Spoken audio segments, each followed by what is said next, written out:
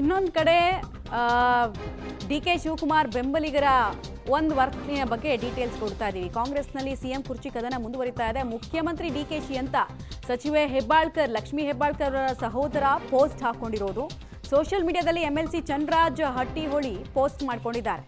ಬೆಳಗ್ಗೆ ಬೆಳಗಾವಿಯಲ್ಲಿ D K ಶಿವಕುಮಾರ್ರನ್ನ ಸ್ವಾಗತ ಮಾಡಿದ್ರು. ಇದು ಅವರ ಅಧಿಕೃತ ಹ್ಯಾಂಡಲ್, ಸೋಷಿಯಲ್ ಮೀಡಿಯಾ ವೆರಿಫೈಡ್ ಹ್ಯಾಂಡಲ್ನಲ್ಲಿ ಮುಖ್ಯಮಂತ್ರಿ ಡಿ ಕೆ ಶಿವಕುಮಾರ್ ಅವರನ್ನ ಸ್ವಾಗತಿಸಲಾಯಿತು ಅಂತ ಅವರು ಬರ್ಕೊಂಡಿದ್ದಾರೆ. ಇದು ಕಣ್ತಪ್ಪಿನಿಂದಾಗಿದ್ದ ಅಥವಾ ಆಲ್ರೆಡಿ ಫಿಕ್ಸ್ ಆಗ್ಬಿಟ್ಟು ಅದು ಆತುರಾತುರವಾಗಿ ಹಿಂಗೆ ಬಂತ ಗೊತ್ತಿಲ್ಲ. ಅವ್ರನ್ನ ಕೇಳಿದ್ರೆ ಅದನ್ನೇ ಹೇಳೋದು, ಉಪ ಅನ್ನೋದನ್ನ ಮರ್ತುಬಿಟ್ಟೆ ಅಷ್ಟೇ, ಕಣ್ತಪ್ಪಿನಿಂದ ಆಯ್ತು ಅಂತಾನೆ ಹೇಳ್ತಾರೆ.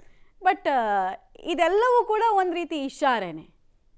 ಏನು ಇಶಾರೆ? ಆಮೇಲೆ ಇಲ್ಲೆಲ್ಲ ಇದ್ದವರೆಲ್ಲ ಚಂದ್ರರಾಜ್ ಹಟ್ಟಿಹೊಳಿ ಬೆಂಬಲಿಗರೇ.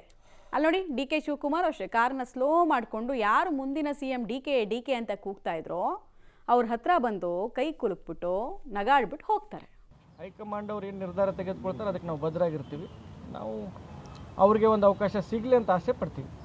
ಸರ್, CLP ಸಭೆ ಮಾಡಿದಂಥ ಸಂದರ್ಭದಲ್ಲಿ 2.5 ವರ್ಷಕ್ಕಾಗಿ ನಾವು CM ಆಯ್ಕೆ ಮಾಡಿಲ್ಲ, 5 ವರ್ಷಕ್ಕಾಗಿ ಆಯ್ಕೆ ಮಾಡಿರೋದು ಅಂತಲೂ ಕೂಡ ರಾಜಣ್ಣ ಬೈಕೆ ಇದೆ. ಅದಕ್ಕಾಗಿ ಹೈಕಮಾಂಡ್ ಅವ್ರು ಏನು ನಿರ್ಧಾರ ತೆಗೆದುಕೊಳ್ತಾರೆ ಅದಕ್ಕೆ ನಾವು ಭದ್ರಾಗಿರ್ತೀವಿ. ನಾವು ಅವ್ರಿಗೆ ಒಂದು ಅವಕಾಶ ಸಿಗಲಿ ಅಂತ ಆಸೆ ಪಡ್ತೀವಿ. ಸರ್, CLP ಸಭೆ ಮಾಡಿದಂಥ ಸಂದರ್ಭದಲ್ಲಿ 2.5 ವರ್ಷಕ್ಕಾಗಿ ನಾವು CM ಆಯ್ಕೆ ಮಾಡಿಲ್ಲ, 5 ವರ್ಷಕ್ಕಾಗಿ ಆಯ್ಕೆ ಮಾಡಿರೋದು ಅಂತಲೂ ಕೂಡ ರಾಜಣ್ಣ ಅವ್ರು ಹೇಳಿದ್ದಾರೆ. ಸರ್, ರಾಜಣ್ಣ ಅವ್ರು ಏನು ಹೇಳಿದ್ದಾರೆ ನನಗೆ ಗೊತ್ತಿಲ್ಲ. CLPಯಲ್ಲಿ ಸಿದ್ದರಾಮಯ್ಯ ಸಾಹೇಬ್ರನ್ನ CLP ನಾಯಕರಾಗಿ ಆಯ್ಕೆ ಮಾಡಿದ ಮೇಲೆ ಅವರು CM ಆಗಿದ್ದಾರೆ. ಮುಂದೆ ಏನು ಹೈಕಮಾಂಡ್ ಹೇಳುತ್ತೆ, CLP ಸಭೆ ಕರೆದಾಗ ಅಲ್ಲಿ ಏನಾದರೂ ಚೇಂಜಸ್ ಆದರೆ ಅದ್ರ ಪ್ರಕಾರ ಇಬ್ಬರೂ ನಾಯಕರು ಒಪ್ತೀನಿ ಅಂತ ಹೇಳಿದ್ದಾರೆ. ಸೊ ನಾವೆಲ್ಲ ಆಶಾ ಮನೋಭಾವನೆಯಿಂದ ಇದ್ದೀವಿ, ಒಳ್ಳೇದಾಗುತ್ತೆ ಅಂತ ಅನಿಸುತ್ತೆ. ಸರ್, ಇವತ್ತು ಸಭಾಪತಿ ವಿಚಾರವಾಗಿ ಏನಾದರೂ ಚರ್ಚೆ ಮಾಡ್ತೀರಾ ಅಂತ? ನೀವು MLC ಇದ್ದೀರಿ, ಅವ್ರನ್ನ